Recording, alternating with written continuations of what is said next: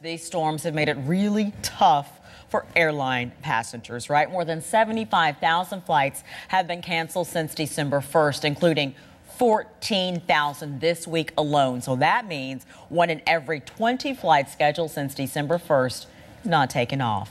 Here with us to talk more about those cancellations and new airline regulations that some say make airline delays worse is Al Jazeera's transportation contributor Todd Curtis. Todd, good to see you. So Todd, it is not new that weather can cause travel delays, air travel delays. Why is it so much worse now?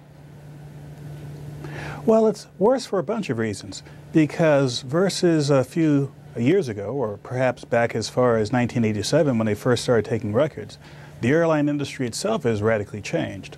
25 years ago, there were many more airlines. None of them were anywhere near as big as the biggest airlines today.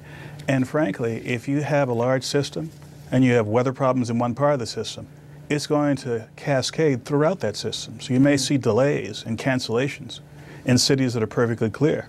Okay, so it's much more of a trickle-down effect. So what happens in one part of the country affects your airline in another part of the country now. So why more delays? I take that back. Why more cancellations and not just delays now?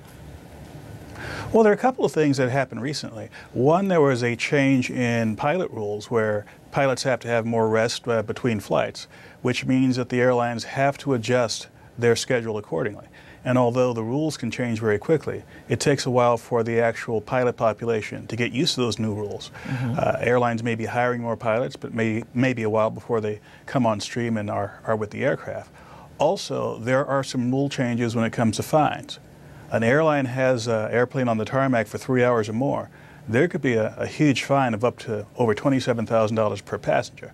Now, the airlines have been fined, not to that extent.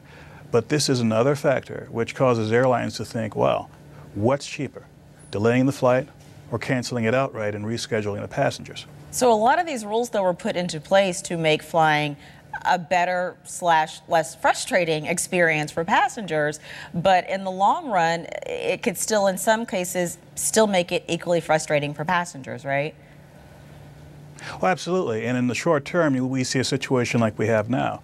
This is the first full winter when these two new major changes in rules have been put into effect. I suspect by next winter, the airlines are going to make a number of adjustments to their schedule, to their processes, to their procedures, to make sure that this sort of thing doesn't happen as much. Another thing which is out of the control of the airlines is the actual weather itself. As those of us who live on the East Coast now, there have been several major storms in the last few weeks. Whereas a few winters ago, there might be a winter where there is one or none of those kinds of storms. So you really can't predict what factors will come into play to conspire against passengers. And sometimes we're just all in this together and there's nothing anybody can do about it. Transportation contributor Todd Curtis. Todd, thank you so much for explaining kind of what's going on behind the scenes when we're just trying to get from point A to point B. Appreciate it.